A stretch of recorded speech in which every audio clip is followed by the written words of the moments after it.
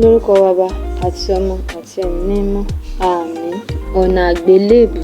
Àdúrà ìṣáájú.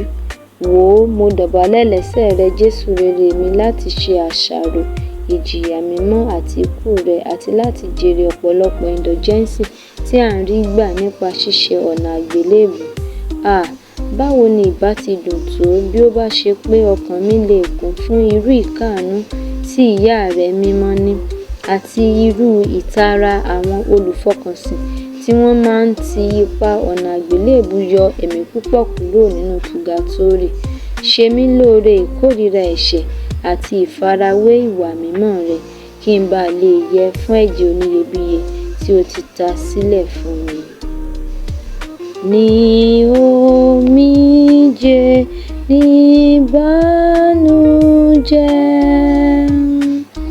ìyà dúró lẹ́sẹ̀ igi, níbi tọ́mọ rẹ̀ jìyà.